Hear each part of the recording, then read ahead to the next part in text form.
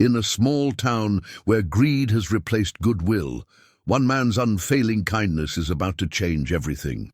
James Morrison isn't your typical mechanic. For 40 years he's been known as the Angel of Cedar Grove, a widowed craftsman who repairs cars for free, keeping a promise made to his late wife. His tools have fixed over 10,000 engines.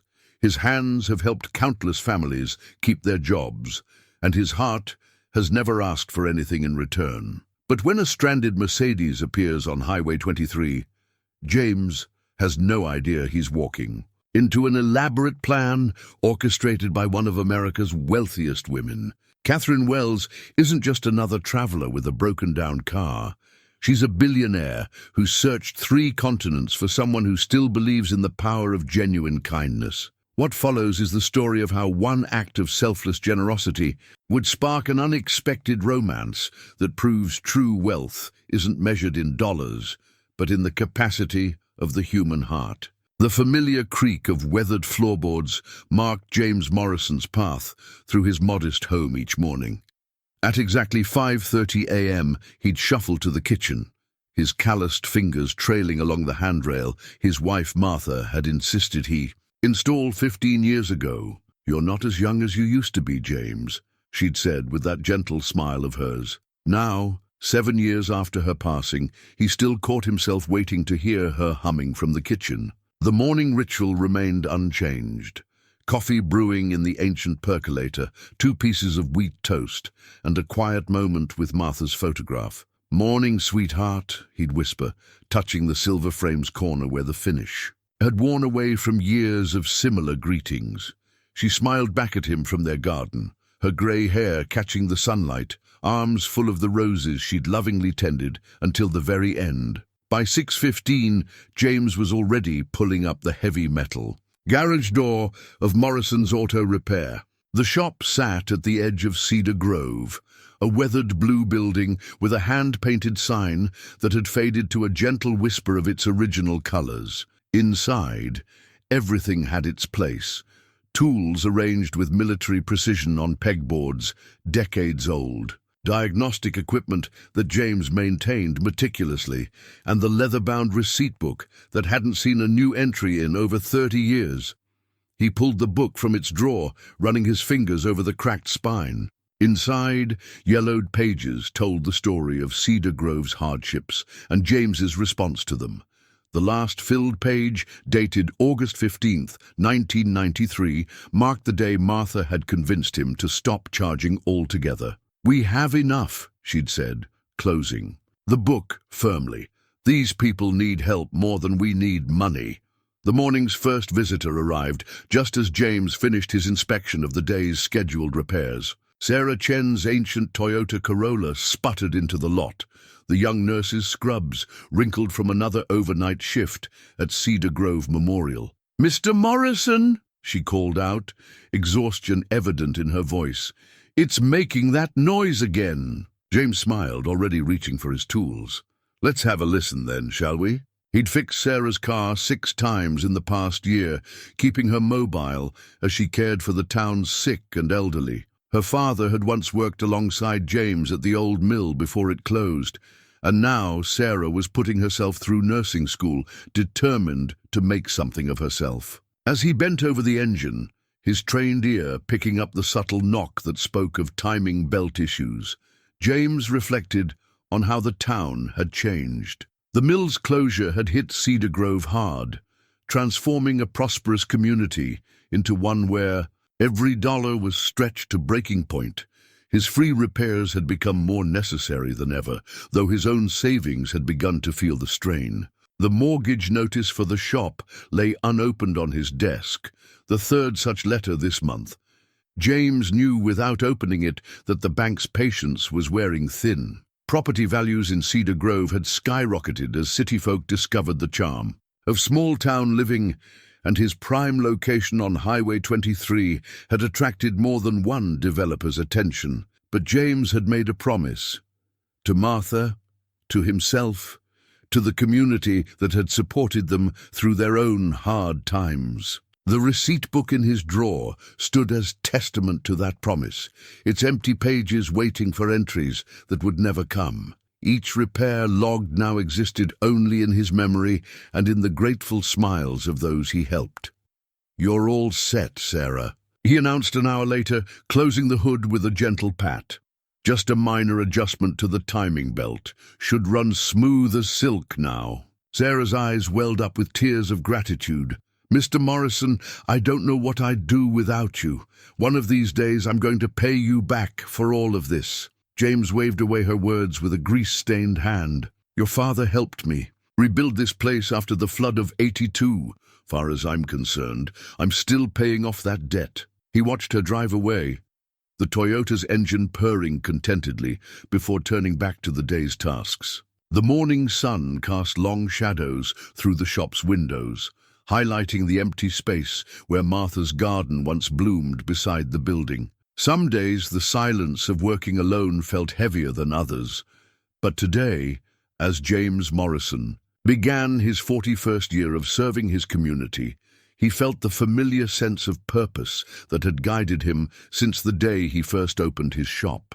The receipt book might be empty, but his heart remained full. Katherine Wells sat in her penthouse office, 60 stories above Manhattan, staring at the newspaper clipping that had started it all. "Tech Titan transforms transportation.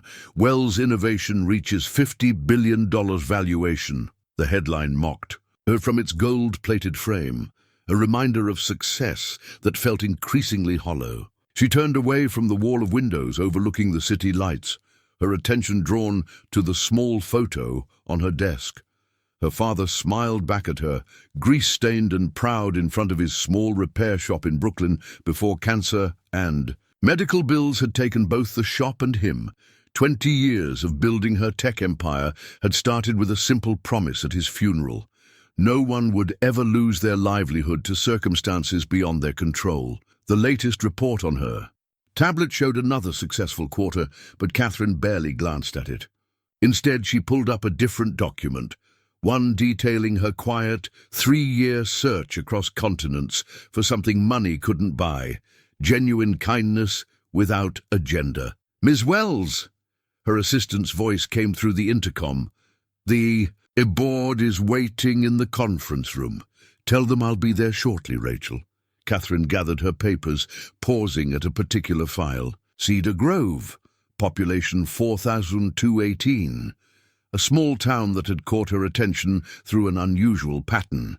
Despite economic hardship, car ownership remained steady, and employment rates stayed above average for similar rural communities. The reason? A mechanic who refused to charge for repairs. The board meeting passed in a blur of quarterly projections and expansion plans. Katherine's mind kept drifting to her latest project, one that even her closest advisors didn't know about. She'd visited 47 towns, interviewed countless people, and found the same story everywhere. Kindness with strings attached, generosity as a business strategy. Until Cedar Grove. Back in her office, Katherine reviewed her notes on James Morrison.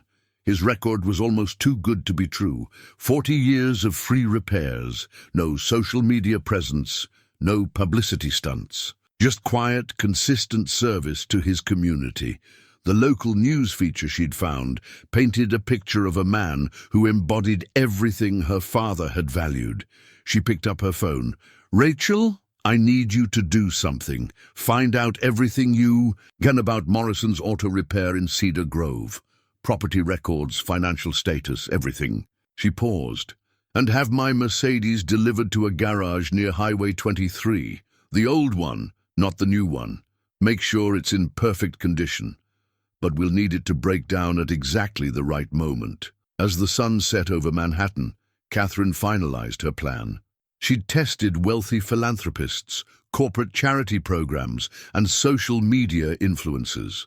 Now it was time to verify if James Morrison was truly as genuine as he seemed. The stage breakdown would be just the beginning, a test that would reveal whether kindness could still exist without expectation of reward. Opening her laptop, she began typing, "Contingency Protocol, Cedar Grove Initiative. Below it, she listed her rules of engagement. No direct financial intervention, no revealing her identity, no interference with the natural workings of the community. She would arrive as Katherine Webb, a freelance consultant with a broken-down car, and let events unfold organically. Her father's voice echoed in her memory. "Katie, the true measure of a person isn't in what they do when everyone's watching. It's in what they do when they think no one is." Tomorrow, she would begin the 3-hour drive to Cedar Grove. Mercedes was already in position, and her cover story was secure. For the first time in years, Katherine felt the spark of genuine anticipation. Perhaps, in this small town with its faded buildings and resilient spirit, she would finally find what all her billions had failed to buy: a heart as genuine as her father's had been. The October morning painted Highway 23 in shades of amber and gold as Katherine eased her Mercedes onto the shoulder, precisely 2 miles from Morrison's auto repair. She pulled out the maintenance log from the glove compartment, its pages documenting the car's pristine condition. Everything had been checked and double-checked. Timing was crucial. She glanced at her reflection in the rearview mirror, ensuring her transformation was complete. Gone were the designer clothes and carefully styled hair. Instead, she wore a simple blouse, well-worn jeans, and minimal makeup.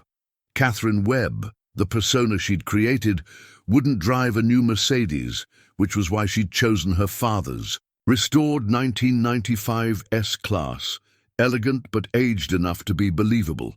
Right on schedule, the engine coughed, sputtered, and died. A masterpiece of mechanical orchestration, the carefully planned malfunction would appear serious enough to require immediate attention, but leave no lasting damage. Katherine allowed herself a small smile. 3 months of planning had led to this moment. The sound of an approaching vehicle made her heart race, but it wasn't James Morrison's tow truck, just a passing semi. She checked her watch. 8:45 a.m. According to her research, James always drove this stretch of highway at 9, checking for stranded motorists on his way to pick up parts from the next town over. As she waited, Katherine rehearsed her story one last time. Freelance. Consultant, traveling between clients, no particular rush. Just enough detail to be credible. Just enough vagueness to avoid suspicion. The maintenance log sat heavy in her hands, its pages filled with meticulous notes in her father's handwriting. He'd taught her the importance of maintaining records, a habit that had served her well in building her tech empire. At precisely 9:03 a.m., a faded blue tow truck appeared on the horizon. Katherine's carefully constructed calm wavered for a moment. This was it, the first test. Would James Morrison stop without being flagged down? Would his legendary kindness extend to an apparently wealthy stranger? The truck slowed as it approached, and Katherine felt a flutter of triumph. But she kept her expression neutral as it pulled up behind her Mercedes, its weathered paint and hand-lettered Morrison's auto repair sign exactly as she'd seen in photos. James Morrison stepped out of the truck, and Katherine's carefully laid plans suddenly felt inadequate. The man before her wasn't just the subject of her investigation, he was a living testament to years of hard work. His lined face carried a gentle concern that no amount of research could have prepared her for. "Having some trouble this morning?" His voice was warm, touched with the local accent, but clear and professional. Katherine nodded, allowing a hint of genuine worry to color her tone. "It just died on me. I was hoping to make it to the next town. But..." She gestured helplessly at the car. James was already moving toward the Mercedes, his experienced eyes taking in details that would have escaped most observers. "Mind if I take a look?" He paused, adding with a slight smile, "No charge, of course." The word sent a jolt through Katherine. There it was, the offer of free help, exactly as reported. But hearing it in person, seeing the natural way it came to him, felt different from reading it in reports. He opened the hood with practiced ease, and Katherine watched as he conducted his initial inspection. His movements were efficient but unhurried, each gesture speaking of decades of experience. When he reached for a diagnostic tool from his truck, she noticed the careful way he handled his equipment, not with the obsessive delicacy of someone worried about costs, but with the respect of a craftsman for his tools. "Looks like your fuel injection system's acting up," he said after a few minutes. "Not something we can fix here on the roadside. Let me tow you back to the shop. We'll get you sorted out." As James secured her car to his truck, Katherine observed him surreptitiously. He worked with quiet competence, occasionally asking her questions about the car's history. Each question was relevant, technical without being condescending, and she found herself responding with more honesty than she'd planned, at least about the Mercedes. "This is a beautiful machine," he commented as they climbed into his truck's cab. "Don't see many 95 S-classes in this condition." "It was my father's," Katherine replied, the truth slipping out before she could stop it. "He loved this car." Something softened in James's expression. "Then we'll take especially good care of it." He started the engine, and as they drove toward Cedar Grove, Katherine realized her careful plan had overlooked something crucial: the disarming authenticity of genuine kindness. The morning light filtered through the workshop's dusty windows, casting long shadows across the Mercedes as James rolled out his father's old toolbox. The wooden chest, worn smooth by 3 generations of hands, held more than just wrenches and sockets. It contained the legacy of the Morrison family's dedication to their craft. "This kit's seen more German engineering than most mechanics," James explained, selecting a specialized fuel injection tool. "My grandfather started with Mercedes back in '52, passed down everything he knew, along with every tool he'd collected." He ran his fingers over the kit's brass nameplate, Henry Morrison and Sons, Est 1938. Katherine found herself drawn closer, genuinely intrigued. "You don't see craftsmanship like this anymore," she said, noting the hand-forged quality of the older tools. For a moment, she wasn't a billionaire in disguise, but her father's daughter, remembering similar tools that had once lined his shop's walls. The morning unfolded in a comfortable rhythm. James worked methodically on the fuel injection system, while Katherine observed, asking questions that revealed more mechanical knowledge than her consultant cover story might suggest. Other customers came and went. A young mother with a squealing fan belt, an elderly man whose truck needed new brake pads, a teenager worried about his rattling muffler. James helped them all with the same patient attention he gave the Mercedes. "My father always said a car's not just machinery," Katherine ventured during a quiet moment. "It's freedom, responsibility, sometimes even hope." James looked up from the engine, something warming in his eyes. "Your father sounds like a wise man. Was he a mechanic too?" "Yes," she answered softly, the truth slipping out again. "In Brooklyn. Small shop. But he put his heart into every repair." A comfortable silence fell as James continued working. Katherine watched him handle her father's beloved Mercedes with the same care she remembered her dad showing to every vehicle that entered his shop. The parallel made her throat tight with unexpected emotion. Near noon, the shop's door chimed as Sarah Chen returned, carrying a brown paper bag. "Mr. Morrison? Thought you might need lunch, and I wanted to check if—" She paused, noticing Katherine. "Sarah, perfect timing," James smiled. "This is Katherine Webb. Katherine, Sarah's one of our town's guardian angels. Keeps everyone at Cedar Grove Memorial patched up and running." "Just trying to return the favor," Sarah replied, setting down the bag. "Mr. Morrison keeps my car running so I can keep doing my rounds. Speaking of which," she glanced hopefully at her Toyota. "Running smooth as silk," James assured her. "Just needed that timing belt adjustment." Katherine observed the interaction with keen interest. Here was another example of the community web she'd read about. The nurse bringing lunch to the mechanic who kept her mobile, each supporting the other's service to the town. As the afternoon progressed, James discovered that the fuel injection issue was more complex than initially diagnosed. "Might take longer than I thought," he apologized. "There's a decent diner just down the street if you'd like to grab some coffee, unless—" He hesitated, then gestured to the small office. "Martha, my wife, she always kept coffee brewing in there. You're welcome to help yourself." The office was a time capsule of small-town automotive history.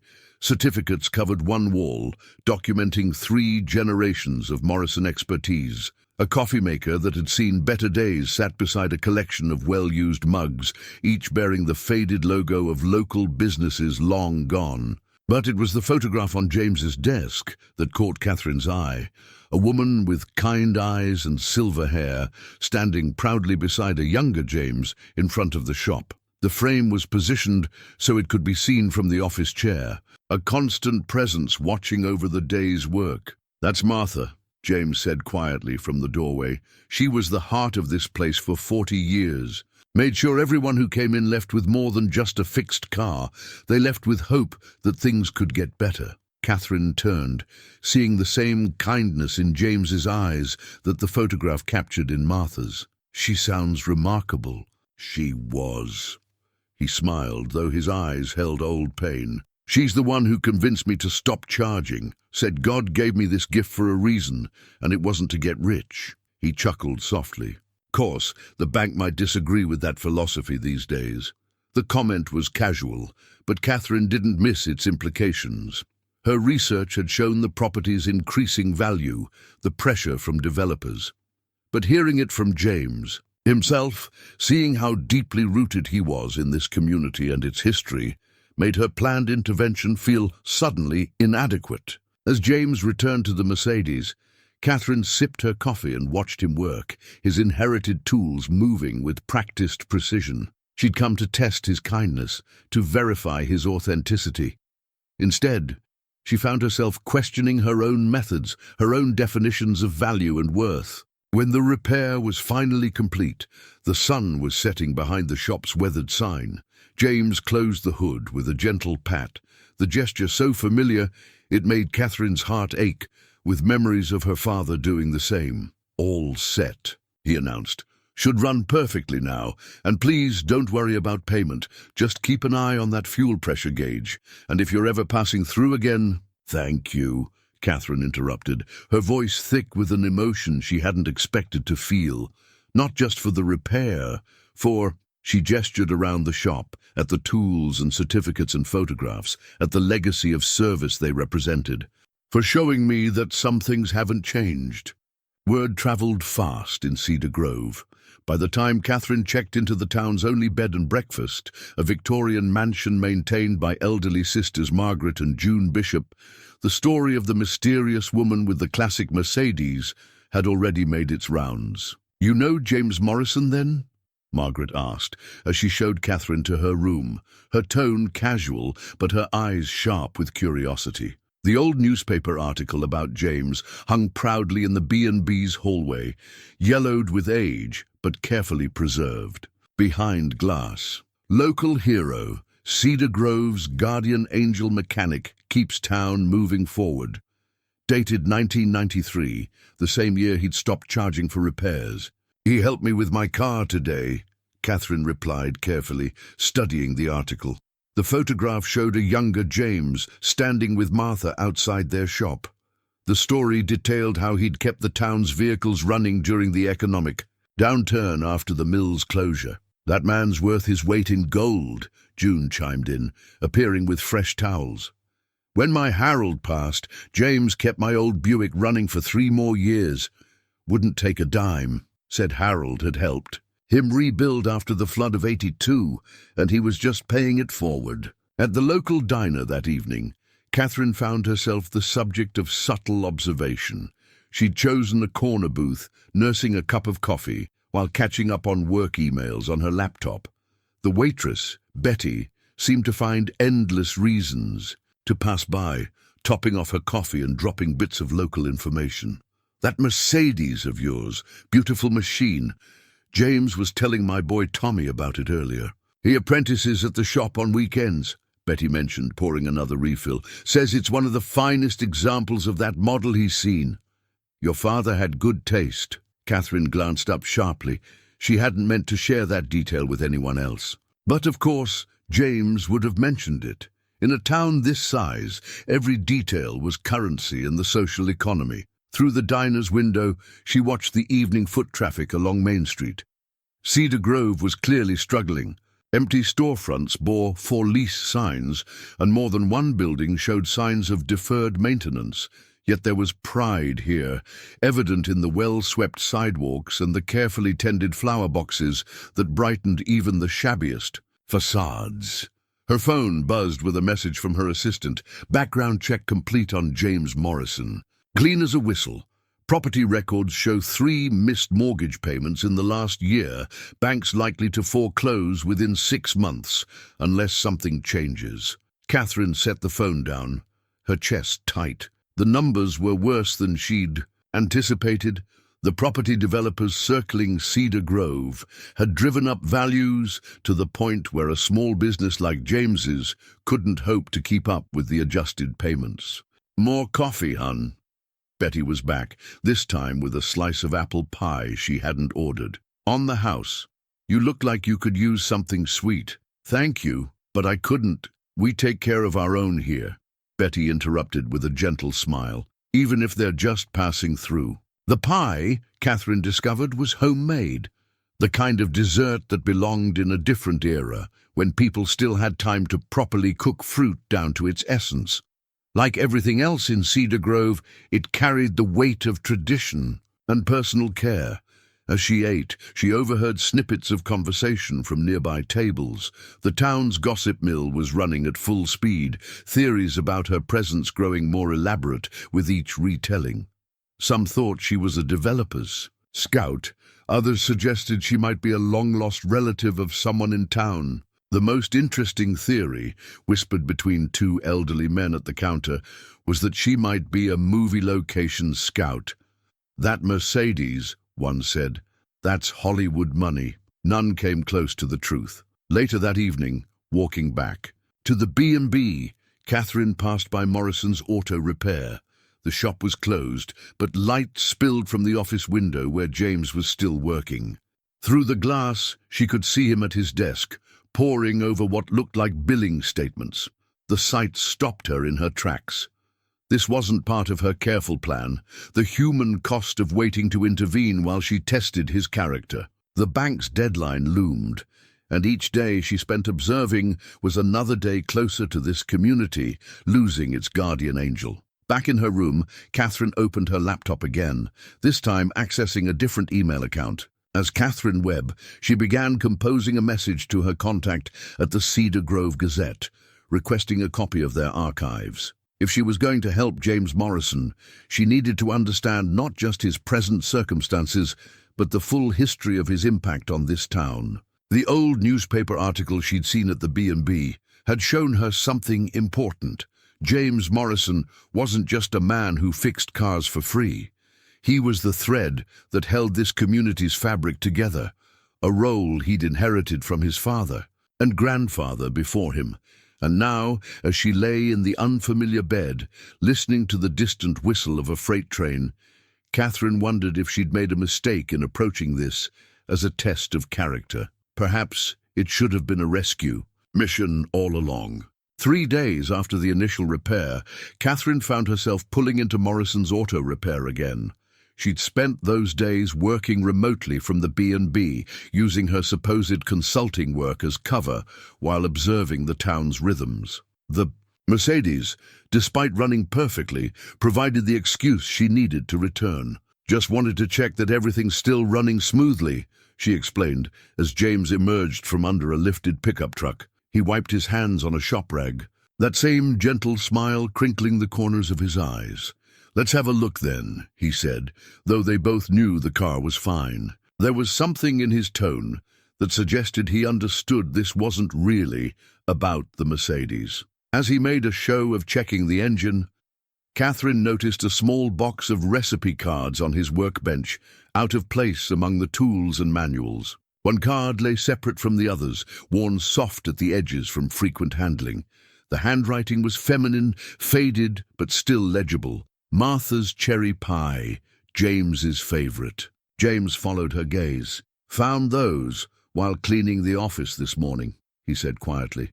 "Martha wrote down every recipe she ever made for the shop's Friday potlucks. Said someone should keep them going after—" He trailed off, then picked up the card with careful fingers. This one was from our first date. She brought the pie to the shop, said she'd heard it was my favorite. Turned out she'd spent 3 days asking around town to find out what I liked. Katherine felt the weight of the moment, this shared confidence. She sounds like she was quite something. She was. James smiled at the memory.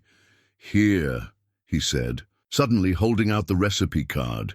You should have this one. Martha always said recipes were meant to be shared, not stored away in boxes. Oh, I couldn't. Please, he insisted.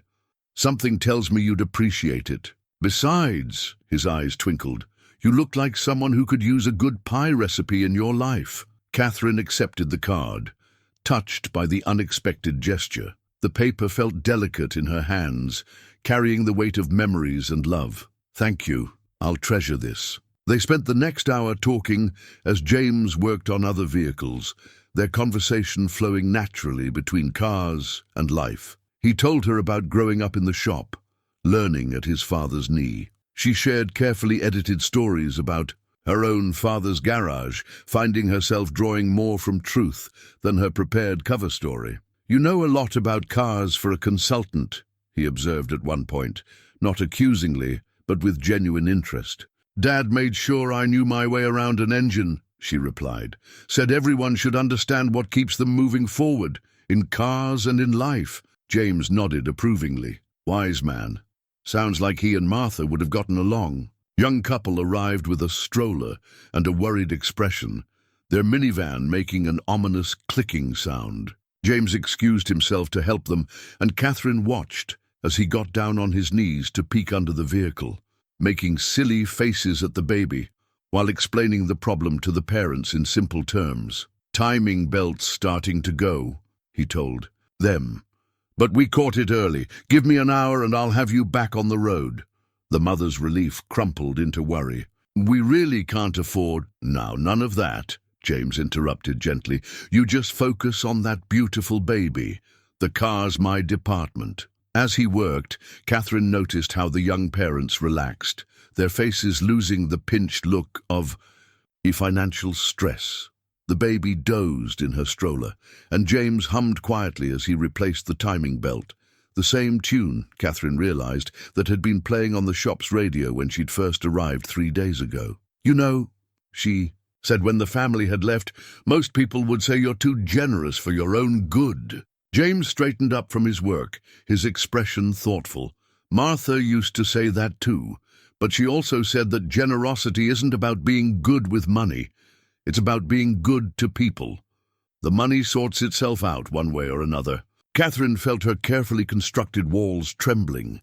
Here was a man who lived his principles without fanfare or expectation, whose kindness was as natural as breathing, and she was playing games with his life, testing his character while his livelihood hung in the balance. I should go, she said abruptly, the weight of her deception suddenly too heavy. Thank you for checking the car.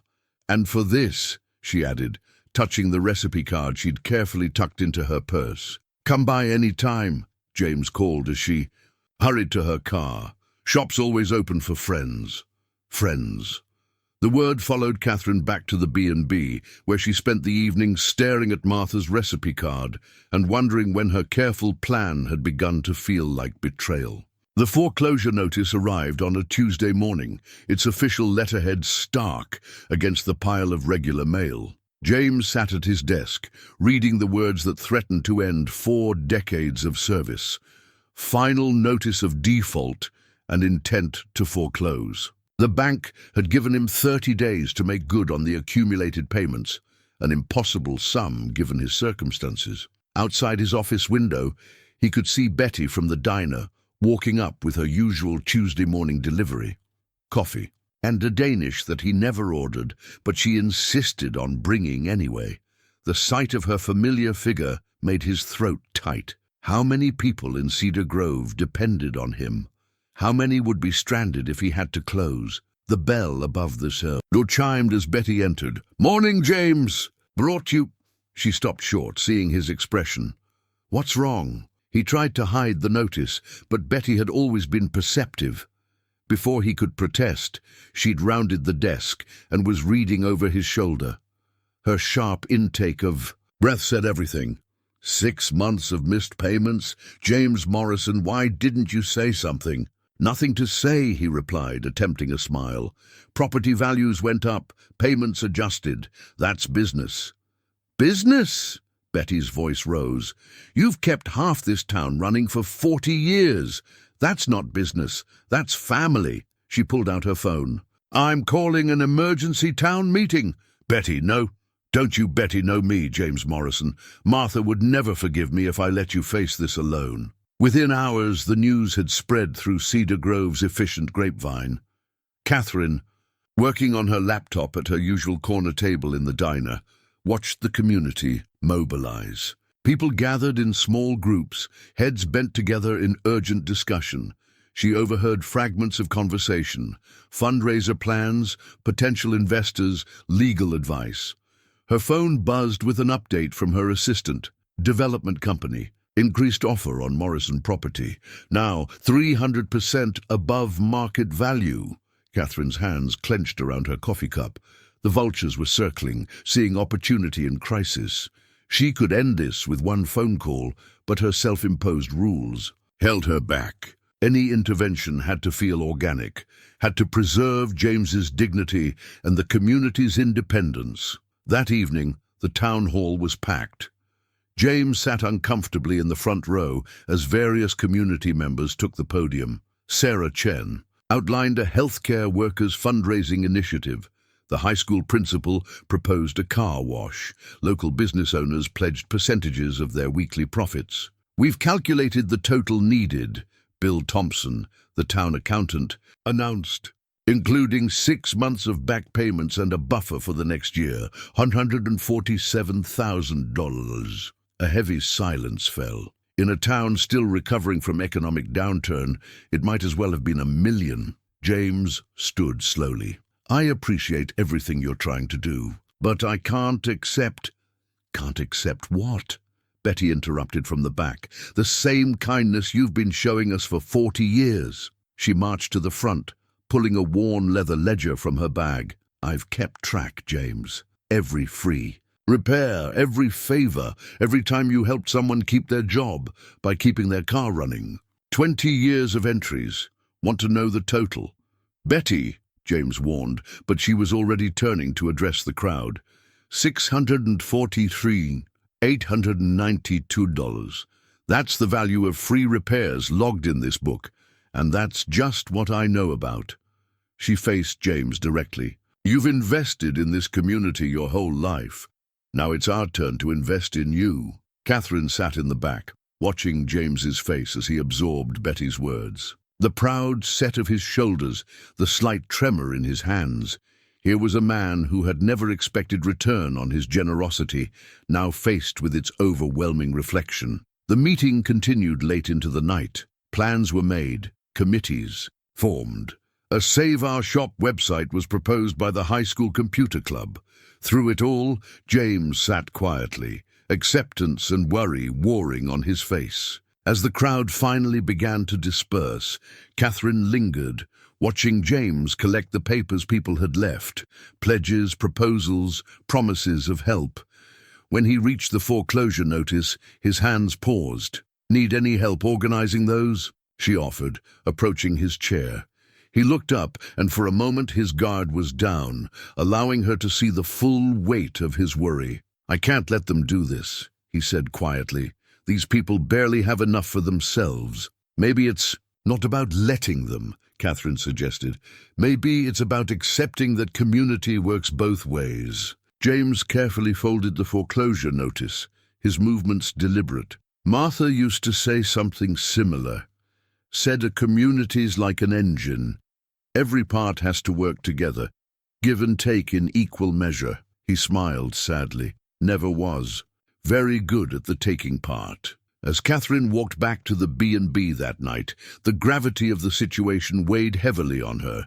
Her initial plan to test James's character now seemed almost cruel in the face of this crisis. The community's response had proven his worth more thoroughly than any test she could have devised. In her room, she pulled out Martha's recipe card, running her fingers over the faded writing. The choice before her was clear, but the path to execution remained complex. How could she help without destroying the very thing that made this place special? Its spirit of self-reliance and mutual support. The answer, she realized, might lie in Martha's own words, written on the back of the recipe card in a different ink, as if added later. The secret isn't in the ingredients. It's in knowing when to let others help with the baking. Late that night in her B&B room, Katherine opened a leather-bound notebook, its pages filled with her precise handwriting. The first entry, dated 3 months ago, detailed her original plan for Cedar Grove. Now, she drew a line through those, in careful strategies, beginning fresh on a clean page. Operation Save Morrison's, she wrote, then smiled at the melodramatic title. Below it, she began listing assets that could be leveraged without revealing her identity. Shell companies, silent investment vehicles, community development grants. Her father had taught her to always work through problems on paper. The solution's usually staring right at you, he'd say. You just need to give it space to show itself. A knock at her door interrupted her thoughts. Margaret Bishop stood in the hallway, holding a tea tray. "Thought you might need this, dear. Saw your light on." Katherine welcomed her in, hastily closing her notebook. But Margaret's sharp eyes had already noticed it. "Planning something?" she asked, pouring tea into delicate cups that probably predated her birth. "Just work notes," Katherine replied carefully. "The situation with James's shop. It's got me in thinking." Margaret settled into the room's armchair with her own cup. "You know, when Martha was still with us, she used to say James had a gift for fixing more than just cars. She called it mechanical empathy, understanding exactly what people needed, even when they couldn't afford to ask for it." Katherine leaned forward. "You knew Martha well?" "Oh, yes. She used to take tea right here in this room every Wednesday." Margaret's eyes grew distant with memory. "The last time I saw her, she made me promise to keep an eye on James. He'll give everything away," she said, "and never think to keep anything for himself." The conversation gave Katherine an idea. After Margaret left, she returned to her notebook, sketching out a new approach. Instead of direct intervention, what if she could create a sustainable solution that honored both James's principles and the community's independence? The next morning, she drove to the shop earlier than usual. James was already there, bent over an ancient pickup truck's engine. He straightened up when she arrived, wiping his hands on a rag. "Katherine, didn't expect you today. I had an idea," she said, choosing her words carefully. "About the shop's situation." His expression closed slightly. "If this is about the fundraising—" "It's not. Well, not exactly." She pulled out her notebook, opening to a clean page. "What if there was a way to keep the shop running? Keep helping people, but make it sustainable?" James looked skeptical, but gestured for her to continue. For the next hour, they sat in his office as Katherine outlined her proposal. A community trust, she explained, could be established to support the shop's operations. People could pay what they could afford, with the trust covering the difference. Local businesses could contribute in exchange for maintenance services. "It's not charity," she emphasized, seeing his resistance. "It's community investment. The same principle you've been operating on all along, just formalized." As she spoke, she watched him study the numbers she'd written down. Her heart raced. Had she included too much detail? Would her expertise raise suspicion? But James was focused on the concept itself. "Martha suggested something similar years ago," he said finally. "I was too proud to consider it then." He picked up her notebook, running his fingers over the calculations. "You've put a lot of thought into this." "I believe in what you're doing here," Katherine said, surprising herself with her honesty. "Sometimes the best way to preserve something valuable is to help it evolve." Their eyes met over the notebook, and Katherine felt a flutter in her chest that had nothing to do with her plans or pretenses. James's gaze held something new, a warmth that made her role as Katherine Webb feel both more real and more fraudulent than ever. The moment was broken by the arrival of a customer. As James went to help them, Katherine added one more note to her page. Remember the real goal. But as she wrote it, she wasn't sure anymore if that goal was testing his character or saving his shop, or something else entirely that she wasn't ready to acknowledge. She closed the notebook, watching James work. He moved with the same careful grace she remembered seeing in her father, each gesture born of decades of experience and genuine care. The solution was indeed staring right at her, just as her father had said. The challenge now was implementing it without losing the trust she'd begun to build, or the connection that was growing stronger with each passing day. The box appeared on James's desk early Thursday morning, an old shoebox with "Thank you" written in Martha's flowing script across the top. Betty had brought it from her attic, along with her usual coffee delivery. "Found this while looking for fundraising ideas," she said.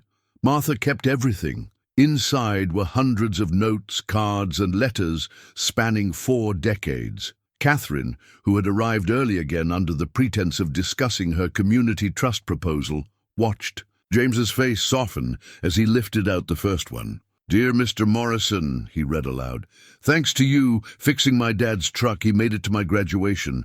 We couldn't afford both the repairs and my cap and gown, but you made sure we didn't have to choose." His voice trailed off. Katherine picked up another note, this one written on floral stationery. "James, the car started right up this morning. First time in weeks I didn't worry about making it to my chemotherapy appointment. Your kindness means more than you know." One by one, they went through the letters. Each told a story. A single mother able to keep her job because her car ran reliably. A student making it to college interviews. An elderly couple maintaining their independence. Martha had dated and organized them all, creating a chronicle of 4 decades of quiet impact. "I never knew she kept these," James said softly, holding a crayon drawing from a child whose family had broken down on the highway. "She always said we should focus on the work, not the recognition." The shop's bell rang and Sarah Chen walked in. Seeing the box, she smiled. "Oh, good. Betty found it. I have something to add." She pulled an envelope from her scrub pocket. "My acceptance letter to nursing school. I wouldn't have made it through prerequisites without reliable transportation. Seemed like it belonged here." Throughout the day, as word spread about the box, people began stopping by. Each brought their own stories, their own testaments to James's impact on their lives. Old Mr. Henderson shuffled in around noon. "Remember that winter storm in '95? He asked Katherine, who had found herself serving as an unofficial audience for these memories. "Power was out all over town. James here got my generator running, then spent 2 days going door to door, checking on folks who needed electricity. For medical equipment, didn't stop until every last person was taken care of." "That was nothing special," James protested from beneath the hood of a Volkswagen. "Anyone would have done the same." "But they didn't," Mr. Henderson said firmly. "You did." By afternoon, the thank you box had overflowed onto James's desk. Tommy, Betty's son, who apprenticed at the shop, was carefully organizing the notes by decade, creating an informal archive of community care. "Look at this one, Mr. Morrison," he called out, holding up a yellowed letter. "It's from my dad back when he was trying to start his construction business. Says your help keeping his trucks running made the difference between success and failure." Katherine observed it all, making notes in her notebook, but increasingly setting it aside to simply listen. Each story added a layer to her understanding of James and the web of relationships that made Cedar Grove more than just another struggling small town. A young woman arrived later, carrying a sleeping toddler and a photograph. "My grandmother asked me to bring this," she said. "It's from her wedding day. Their car broke down on the way to the church, and you got them there on time. She said it wasn't just about fixing the car, it was about preserving a moment that would have been lost." The photo showed a young couple beaming beside their decorated car, James, barely recognizable in the background, wiping his hands on a rag. The same gesture she'd seen him make 100 times, captured decades ago. "Never knew about half of these," James murmured as the woman left. "Just did what needed doing."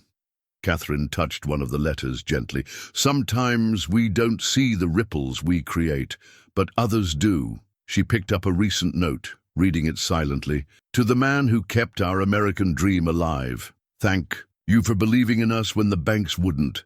The day wound down, but people kept coming. Each story illuminated another facet of James's impact.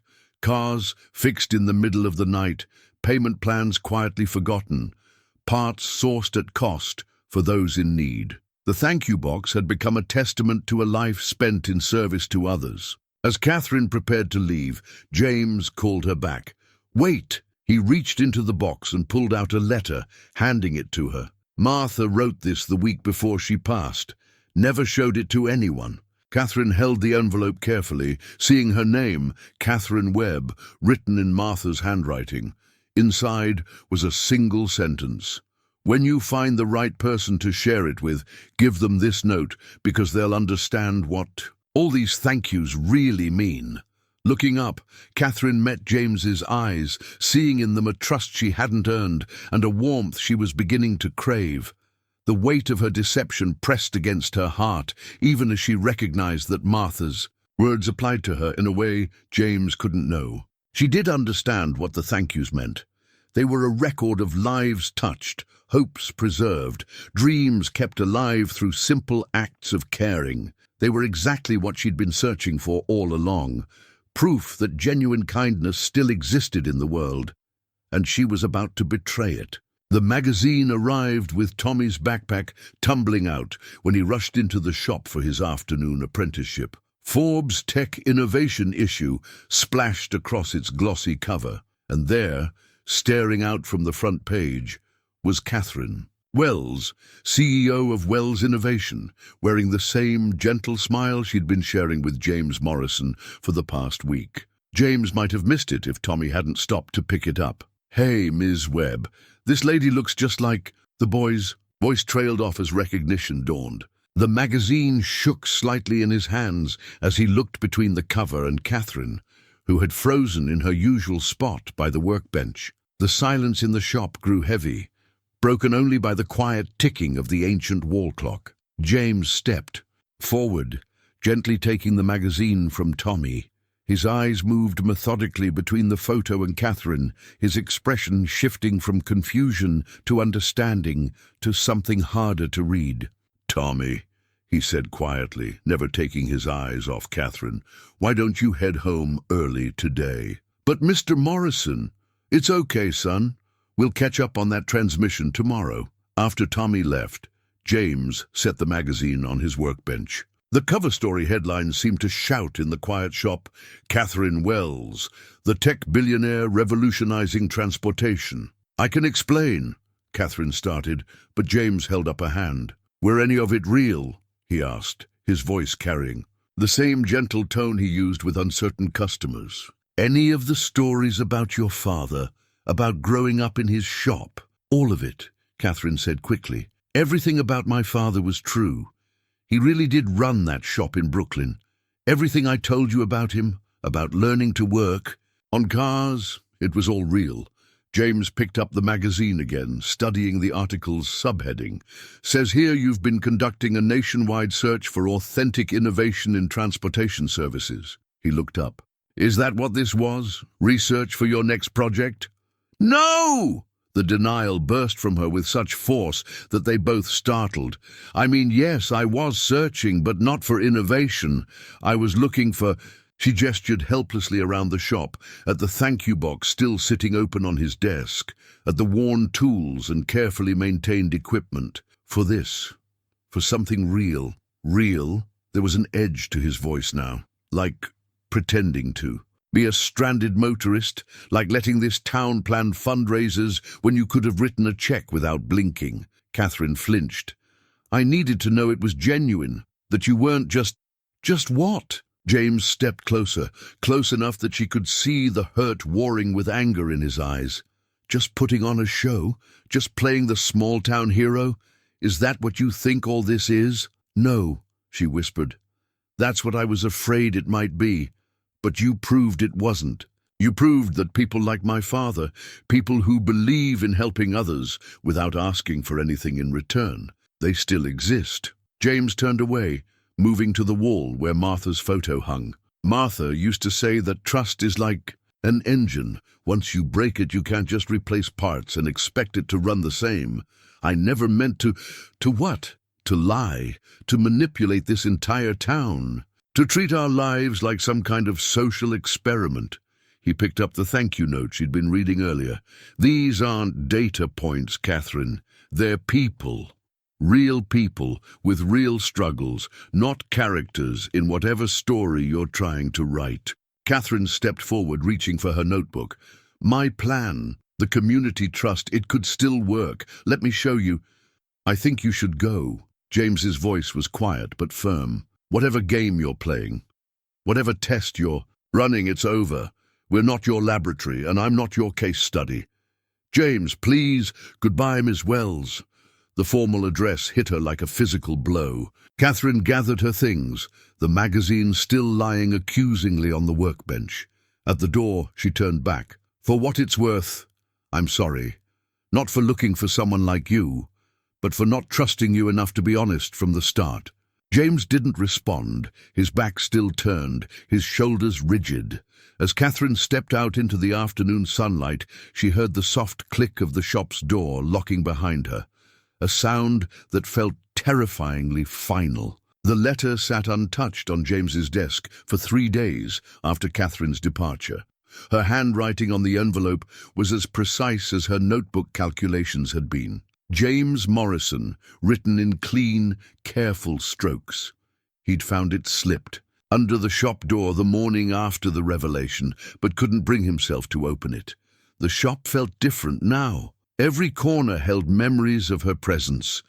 The chair where she'd sat watching him work, the coffee mug she'd used, the spot by the workbench where she'd stood taking notes. Even Martha's recipe card was a reminder, tucked away in his desk drawer where he couldn't look at it. Cedar Grove was buzzing with the news.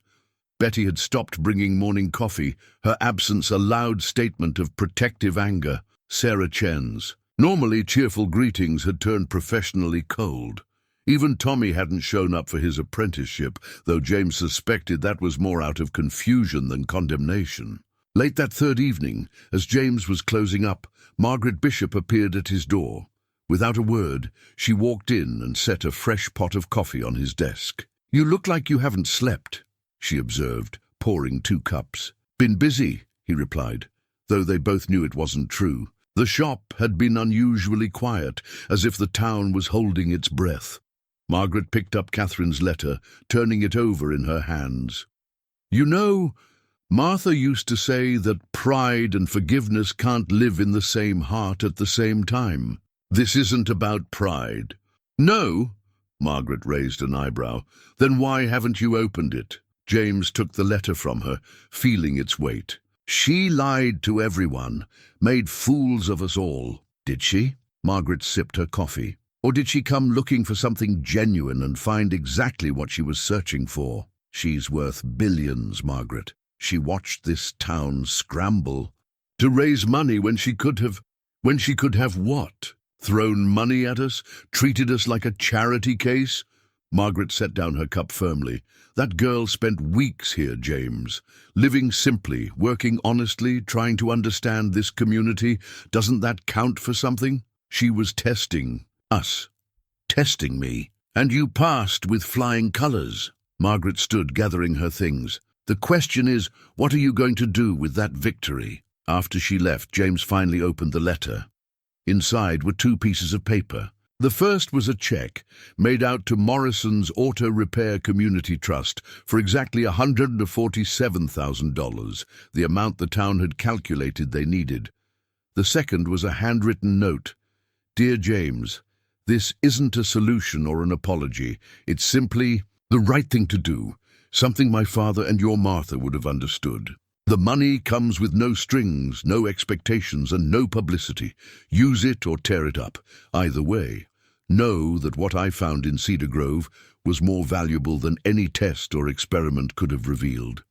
You showed me that my father wasn't unique, that there are still people who understand the true worth of kindness. I came looking for proof that genuine goodness exists. I'm leaving with the certainty that it does, and the knowledge that I compromised my own integrity trying to verify someone else's. The community trust proposal is still on your desk. It's a good plan, regardless of its source. This town deserves to keep its heart beating, and you are that heart, whether you accept that truth or not. I won't ask for forgiveness. My deception doesn't deserve it. But I will thank you for showing me that my father's way of seeing the world wasn't a relic of the past. It lives on in places like Cedar Grove and in people like you. With deepest respect and regret, Katherine. James read the letter twice, then set it aside and walked to the wall of photographs. Martha smiled back at him from their wedding day, from the shop's opening, from their last Christmas together. She would have known what to do with this situation. She always saw through to the heart of things. The check seemed to pulse with possibility on his desk. It was exactly what they needed, delivered exactly how he would have wanted it, quietly, without fanfare or obligation. And yet, he picked up the Forbes magazine that had started all this, really looking at Katherine's cover photo for her first time. Behind the professional smile and polished appearance, he could see something familiar. The same look his father used to get when solving a particularly tricky engine problem. The look of someone who wouldn't rest until they got things right. In the week following Katherine's departure, James found himself doing something he hadn't done since Martha's passing, keeping a journal. The small leather-bound book had been her gift, given to him on their last anniversary. Sometimes, she'd said, you need to write things down to see them clearly. His first entry was simple. She lied about her name, but told the truth about everything else. Martha would say that means something. Each day, he added new observations, working through his thoughts the way he'd work through a difficult repair, methodically examining each component. The check sits in my desk. The amount is exact. She must have done her research. Just like she researched everything else. Was that calculation cold efficiency or careful consideration? Tommy asked about her today. Said she knew more about engines than most mechanics he's met. Said you can't fake that kind of knowledge. The boy might be right. Found her coffee mug behind some tools. Still has a lipstick mark on the rim.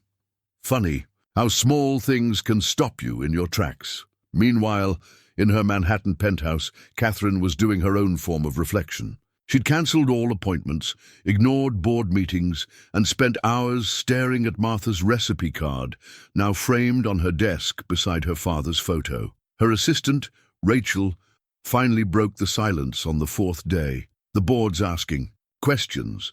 They want to know why you've suspended the National Transportation Initiative. Because I found what I was looking for, Katherine replied. And then I broke it. She threw herself into research, pulling records of every small-town mechanic who'd helped her father when their family car broke down during cross-country sales trips. Each story echoed James's, people who valued community over profit, who understood that vehicles were more than just machines. In Cedar Grove, life continued its slow pace, but with an undercurrent of uncertainty. The town's initial anger at Katherine's deception had begun to shift into something more complex. Betty, who had sworn never to mention that woman again, was the first to break. You know, she said one morning, finally returning to her coffee delivery routine at the shop, my Tommy says she spent 3 hours helping him understand fuel injection systems. He says she taught him things even the technical manual doesn't cover. James made another journal entry that night. The town's starting to forgive her. Maybe they understand something I don't. He found himself reading and rereading her letter, seeing new things each time. The carefully chosen words, the honest admission of wrongdoing, the respect for his autonomy in dealing with the check. It reminded him of how his father used to approach complex repairs, with humility and careful attention to detail. Sarah Chen stopped by with a patient's story, an elderly woman who needed regular dialysis treatments in the next town over. She said something interesting, Mr. Morrison. Said sometimes people hide their true selves because they're afraid of not measuring up to their own standards. That night's journal entry was longer. Dad used to say, every engine tells you what's wrong if you listen carefully enough. Maybe I haven't been listening. Katherine came looking for proof that genuine kindness still exists. Isn't that what we all want to believe in? And when she found it, she tried to protect it the only way she knew how, by making sure it was real before revealing herself. Was that so wrong? A week turned into 2. The check remained in his desk, but James found himself pulling out the community trust proposal, reading it with new eyes. The plan was solid, showing both business acumen and deep understanding of small-town dynamics. It would preserve his ability to help those in need while ensuring the shop's survival. His final journal entry was the most honest. Martha would have liked her. Not the billionaire, not the CEO, the woman who sat in my shop drinking coffee, who understood the value of fixing things, who saw what we do here and wanted to protect it. The woman who carries her father's memory the same way I carry Martha's. As he closed the journal, James noticed something he'd overlooked before. On its inside cover, in Martha's handwriting, was a simple message. The best repairs start with forgiveness of others and ourselves. That night, for the first time since Katherine's departure, James slept soundly, his dreams filled with the sound of Martha's laughter and the memory of another woman's smile, not the polished one from the magazine cover, but the genuine one he'd seen when she talked about her father's shop. The bank's representative arrived on a Monday morning, her sleek company car looking out of place among the worn vehicles in Morrison's auto repairs parking lot. James watched her approach through the shop window, acutely aware of the uncashed check still sitting in his desk drawer. "Mr. Morrison," she began once pleasantries were exchanged, "I'm afraid we've reached our deadline. Without immediate payment of the outstanding balance, we'll have to begin foreclosure proceedings this week." Before James could respond, the shop's bell chimed. Betty burst in, followed by what seemed like half the town. In her hands was a thick stack of papers, a petition, he realized, seeing the bold heading, "Save Morrison's Auto Repair, the Heart of Cedar Grove." "We have something you need to see," Betty announced, addressing the bank representative. 2,000 signatures, every adult in Cedar Grove and most of the surrounding county. Each one represents someone whose life has been touched by this shop. Sarah Chen stepped forward, adding her own stack of papers to Betty's. "We've also documented the economic impact of Morrison's auto repair. According to our analysis, this shop enables at least 300 people to maintain stable employment by keeping their vehicles running. The ripple effect on local businesses." "I understand the shop's community value," the representative interrupted, though her professional demeanor had softened slightly. "But the bank's position is about to change," came a new voice from the doorway. Katherine Wells stood there, no longer playing any role but her own. She wore a simple business suit, her CEO authority evident in her bearing but tempered by genuine concern. In her hands was a folder bearing the Wells Innovation logo. "Ms. Preston," she addressed the bank representative, "your regional director is expecting my call in—" She checked her watch. "Exactly 3 minutes. I believe he'll be quite interested in discussing the potential partnership between Cedar Grove Community Trust and Wells Innovation's new rural transportation initiative." The shop fell silent. James felt rooted to the spot, caught between pride and necessity, between past and future. Katherine hadn't looked at him yet, maintaining her professional focus on the bank representative. "The Community Trust?" Ms. Preston asked, clearly recognizing Katherine. "I'm not familiar with—" "It's my proposal," James found himself saying. Everyone turned to look at him as he pulled the document from his desk. A sustainable model for community-supported vehicle maintenance. Katherine, Ms. Wells, helped develop it.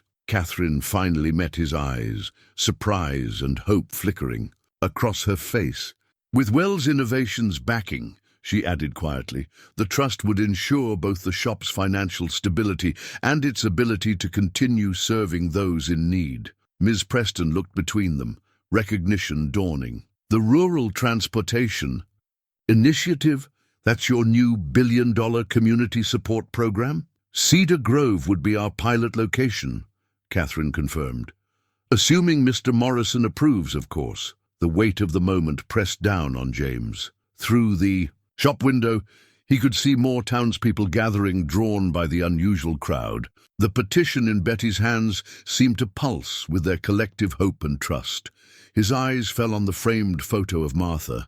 She seemed to smile at him differently now, as if saying, "Sometimes help comes in unexpected packages, dear." The trust, he said slowly, would maintain the shop's independence? Completely, Katherine assured him. Wells Innovation would be a silent partner, providing initial funding and technical support. All operational decisions would remain with you and the community board. James picked up the petition, feeling the weight of 2,000 signatures. 2,000 reasons to swallow his pride and embrace change. "Ms. Preston," he said, "I believe we have a solution that will satisfy everyone." He turned to Katherine. "If Ms. Wells is willing to help us set it up properly." The tension in the room dissolved into relieved smiles and murmured congratulations. Ms. Preston was already on her phone, organizing a meeting with her regional director. The townspeople began to disperse, Betty herding them out with practiced efficiency. Soon, only James and Katherine remained, the petition lying between them on his workbench like a bridge waiting to be crossed. "I should have trusted this town's judgment from the start," Katherine said softly. "They knew who you were. Right away. It took me weeks of testing to see what they understood instinctively. And I should have understood that sometimes checking an engine means more than just listening to it run," James replied. "Sometimes you have to look deeper, even if it means admitting the original diagnosis wasn't complete." Katherine smiled, that real smile he'd missed, and pulled out Martha's recipe card from her jacket pocket. "I thought you might want this back. It belongs here, with all the other pieces of your history." As James took the card, their fingers brushed, and with that small contact, something shifted. The petition had saved more than just the shop. It had shown them both that the strongest repairs often require more than one set of tools. In his workshop after hours, James stood at his workbench, carefully finishing a small wooden box. He'd been working on it in private moments over the past few days, selecting pieces of maple and cherry from his father's old woodworking stash. The woods complemented each other perfectly, like the two halves of a solution finally coming together. The box was sized exactly to hold a stack of recipe cards, its lid inlaid with a delicate pattern of interlocking gears. Along the edges, he'd carved a continuous line of tiny wrenches and tools, each flowing into the next like a mechanical border. Inside, he'd lined it with the same soft felt Martha had used in her jewelry box. Katherine, meanwhile, had taken up temporary residence at the Cedar Grove B&B again, this time as herself. The town's reaction to her return had been mixed. Some, like Betty, had embraced her immediately, while others remained cautiously reserved. She spent her days setting up the community trust, working from a corner table at the diner where she could watch the town's rhythms. "You're making it too complicated," Betty told her one morning, refilling her coffee cup. "All this legal paperwork and corporate structure. You're thinking like a CEO." "Isn't that what's needed?" Katherine asked, gesturing at the stack of documents before her. "What's needed is for you two to stop dancing around each other and talk." Betty set down the coffee pot firmly. "He's been in that shop late every night this week, working on something special. And you're here every morning, watching the door like you're afraid to go in." Katherine smiled ruefully. "Is it that obvious?" "Honey, in a town this size, everything's obvious, especially matters of the heart." That afternoon, Katherine finally gathered her courage and walked to the shop. She found James at his workbench, putting the finishing touches on the wooden box. He looked up as she entered, and for a moment they simply regarded each other. "I remember everything you said about your father's shop," he said finally, breaking the silence. "About the smell of motor oil and coffee, about learning to diagnose engines by sound, about the satisfaction of fixing something others had given up on. None of that was a lie, was it?" "No," Katherine replied softly. "That was all Katherine Wells, not Katherine Webb. I just didn't share the rest of who I am." James ran his hand along the box's smooth edge. "I've been thinking about that. About how we all show different parts of ourselves to different people. When Martha was sick, I acted strong for her, efficient for the doctors, hopeful for our friends. All those versions were true, just incomplete." He picked up the box, turning it so she could see the intricate pattern on its lid. "I made this, well, I made it for you, for your father's recipes, if you have any, or for new ones you might collect." He paused, then added quietly, "Martha would have wanted you to have it." Katherine stepped closer, touching the carved border with gentle fingers. "It's beautiful," she whispered. "The gears, the tools. It's like a story in wood." "Every good story has different parts that have to work together," James said. "Like an engine, or a community." He met her eyes, or two people trying to find their way to the truth. "I was so afraid," Katherine admitted, "that if I revealed myself too soon, I'd never know if what I found here was real. But in protecting my search for authenticity, I compromised my own. And I was so wrapped up in feeling deceived that I couldn't see the truth right in front of me, that someone cared enough about what we do here to make absolutely sure it was genuine before trying to protect it." The late afternoon sun slanted through the shop windows, catching the polished wood of the box between them. Katherine reached out and laid her hand on its surface next to James's. "When my father died," she said softly, "I promised myself I'd find a way to keep his spirit alive, his belief in helping others, in the dignity of honest work. I never expected to find it so perfectly preserved in another person." James turned his hand, catching her fingers with his. "Martha used to say that the best repairs start with understanding how something works, not just the mechanics, but the heart of it." "And have you figured out how this works?" Katherine asked, her voice barely above a whisper. "This thing between us?" James smiled, the warmth reaching his eyes. "I think maybe we're both still learning. But I do know one thing. The best tools for any job are honesty and trust. Think we could start there?" In answer, Katherine squeezed his hand, feeling the calluses that matched the ones her father had carried. Marks of a life spent fixing things, making them whole again. The wooden box sat between them like a bridge, its carved gears suggesting the complexity of two lives beginning to mesh together. The partnership agreement lay on James's desk, its legal language softened by the personal touches Katherine had insisted on adding. Phrases like preservation of existing community service model and maintenance of founding principles were scattered throughout the corporate terminology. She'd worked with her lawyers for days to ensure every clause protected not just the business, but its heart. "It's more than just a contract," Katherine explained to the gathered town council. "It's a blueprint for keeping James's vision alive while ensuring the shop's sustainability." She stood beside him in the town hall, no longer playing any role, but herself, her hand occasionally brushing against his for reassurance. The council members passed the document around, examining the details of the community trust structure. Wells Innovation would provide the initial funding and technological support, but day-to-day operations would remain under local control. A board comprised of town residents would oversee the trust, with James retaining full authority over the shop's charitable works. "And the property?" Mayor Thompson asked, voicing the concern everyone had about developers. "Will be purchased by the trust," Katherine replied, "and permanently designated for community service use. No developer can touch it, regardless of market pressure," James watched her as she walked the council through the financial details. She'd kept her promise. This wasn't a takeover or a charity project. It was a partnership that respected the dignity of everyone involved.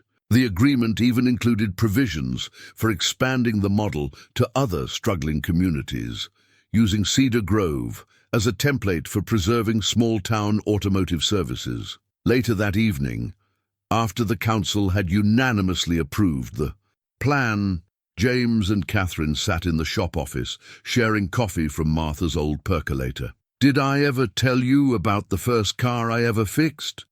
Katherine asked, running her fingers over the partnership agreement's embossed cover. "It was a '67 Mustang. Dad's neighbor had given up on it, said it was too far gone. Dad let me work on it every weekend for 3 months. Did you get it running? Better than that. Got it purring like new." She smiled at the memory. "The neighbor offered to pay us double what the car was worth, but Dad refused to sell. Said some things were worth more than money, like the look on your kid's face when they accomplished something everybody else thought was impossible." James reached across the desk and took her hand. "Your father would be proud of what you're doing here, not just the business side, but the way you're helping preserve something that matters." "I hope so," Katherine said softly. "You know, when I started this search, I thought I was looking for someone like him. Instead, I found something he always talked about, a place where fixing things still means more than just mechanics." The shop's bell rang, interrupting their moment. Tommy burst in, waving a sheet of paper. "Mr. Morrison, Ms. Wells, look what came." It was his acceptance letter to the Technical College's automotive program, along with a notice of a full scholarship from the newly established Morrison Wells Educational Fund, another clause Katherine had quietly written into the partnership agreement. As Tommy excitedly shared his plans for the future, James watched Katherine's face. She was glowing with genuine joy, her CEO persona completely forgotten. This was the real Katherine, the mechanic's daughter who understood that sometimes the most important repairs happen not to machines but to people's hopes and dreams. After Tommy left, Katherine pulled something from her briefcase, a small, wrapped package. "I have something for you," she said, suddenly shy, "to go with the box you made me." Inside was a leather-bound journal, its cover tooled with the same gear pattern he'd carved into her box. On the first page, in her precise handwriting, was an inscription: "For recording the stories yet to come, the ones we'll create together." James looked up to find her watching him anxiously. "Together?" he asked, though they both knew he was asking about more than just the journal. Katherine moved around the desk until she stood beside his chair. "I'm thinking of spending more time in Cedar Grove," she said. "The trust will need local oversight after all, and—" She hesitated, then continued more softly, "There's this mechanic I know who might be willing to teach me some new repair techniques." "Might be willing." James stood, drawing her closer. "I think he'd be honored, though I hear he has some pretty strict requirements for his advanced students." "Oh," Katherine's eyes sparkled.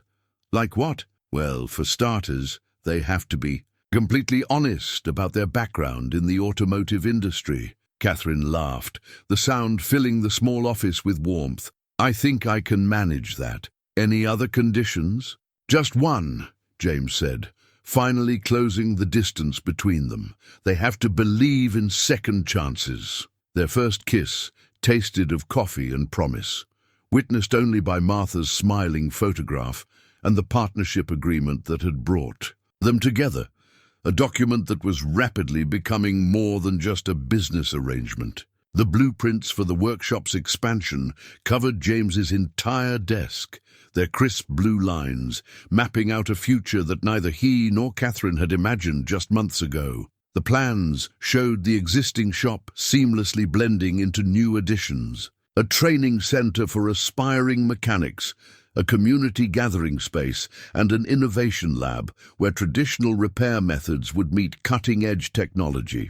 "What do you think?" Katherine asked, tracing the outline of Martha's garden, now reimagined as a peaceful courtyard between the old and new buildings. We've kept everything that matters." James studied the details, noting how carefully the architects had preserved the shop's original character while allowing it to grow.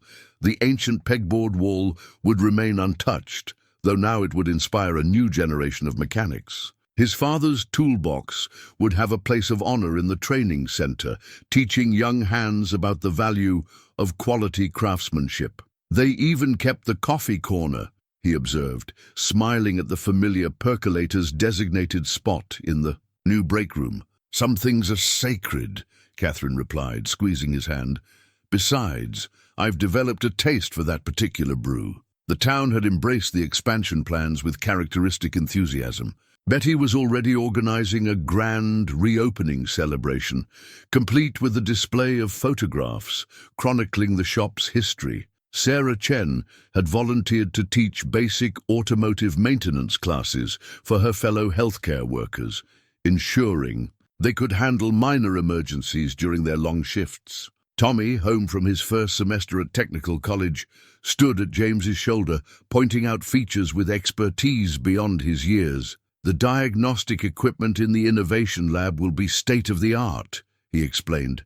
"But Mr. Morrison made sure we'll still learn to identify problems by sound and feel first. He says computers can tell you what's wrong, but your hands tell you how to fix it right."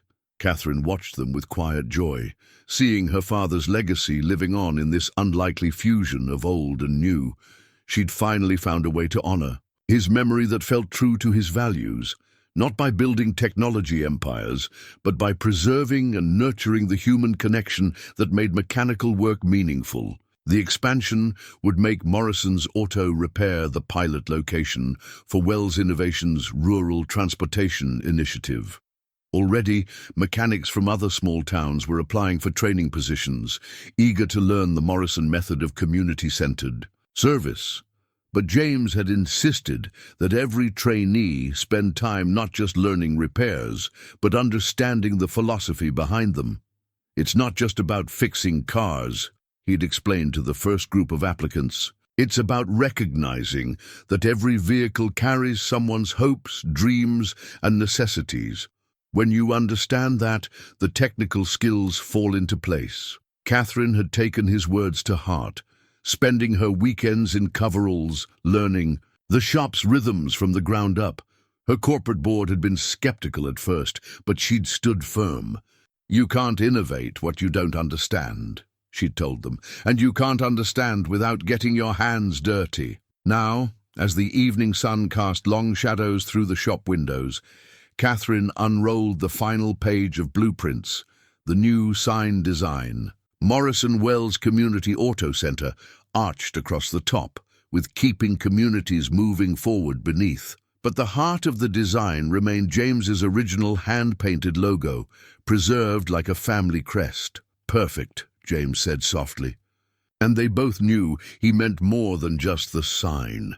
The sound of cars pulling up outside drew their attention. The evening's first class was arriving, a group of single parents learning basic maintenance to help manage their transportation costs. James watched as Katherine grabbed her teaching overalls from the hook by the door, her engagement ring catching the light as she moved. "Ready, Professor Wells?" he teased. She grinned, the expression pure joy. "That's Professor Morrison Wells to you, sir. Soon, anyway." As they walked out together to greet their students, the blueprints remained on the desk, their clean lines, mapping out not just a building's future, but the shape of two lives merging into something new, while honoring everything that had come before. On the morning of the grand reopening, James stood in front of Morrison's Auto Repair for the last time. Tomorrow, the old sign would come down, making way for the new one that waited, carefully wrapped, in the workshop. The moment felt heavy. With history, 4 decades of service, thousands of repairs, countless lives touched. "Having second thoughts?" Katherine asked softly, appearing at his side. She wore one of Martha's old aprons over her dress, found in a box of memories and adopted as her own. "Just saying goodbye," he replied, taking her hand. "Though Martha would probably say I'm being silly. She always looked forward more than back." The early morning light caught Katherine's engagement ring, a simple band with a pattern of tiny, interlocking gears designed to match the wooden box he'd made her.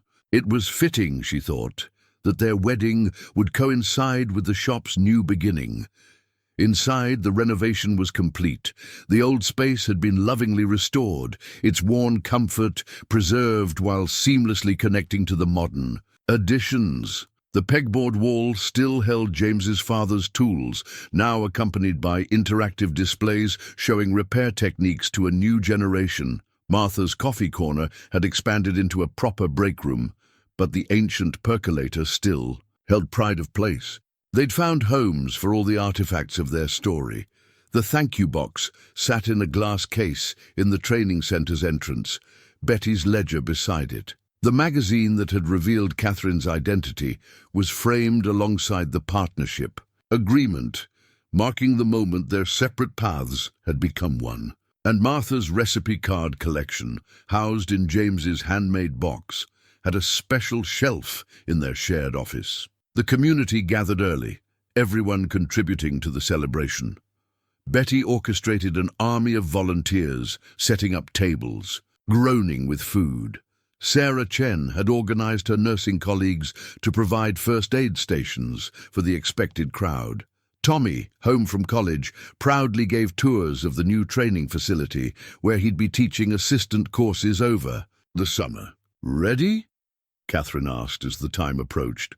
James nodded, and together they walked outside where the new sign waited. The gathered crowd fell silent as they unwrapped it. Morrison Wells Community Auto Center shone in fresh paint, the original shop's logo nestled within the modern design like a treasured heirloom. But it was the smaller text beneath that caught everyone's eye. Founded on love, built on trust, driven by community. "Perfect," came Margaret Bishop's voice from the crowd. Martha would have loved it. As if summoned by the words, a warm breeze rustled through the newly planted garden, Martha's flowers blooming again in the courtyard that bridged old and new. James felt Katherine's hand tighten in his, knowing she was thinking of her father, too, and how proud he would be of the mechanic's daughter who had found her way home to the smell of motor oil and coffee. The first customers of the new era were already waiting. A young family with a struggling minivan, an elderly man whose truck needed attention, a teenager nervous about her first car's unusual noise. Some things wouldn't change, James realized. The heart of their work would always be about helping people, one repair at a time. But now there was more. Students eager to learn, communities ready to adopt their model, and a future that honored the past while embracing new possibilities. Katherine's innovation and his experience had created something neither could have achieved alone. As they opened the doors together, James remembered something Martha used to say, "Life's greatest repairs aren't made with wrenches, they're made with love." Looking at Katherine in her borrowed apron, at their merged families and futures, at the community that had brought them together, he knew Martha had been right all along. The new sign caught the morning sun, casting its shadow across the threshold. They now crossed together, not as CEO and mechanic, not as savior and saved, but as partners in every sense, ready to keep Cedar Grove's heart beating strong for generations to come. Behind them, the gathered community followed, stepping into a future built on the foundations of trust, service, and a love story that had begun with a deliberately broken-down Mercedes and ended with two worlds becoming whole.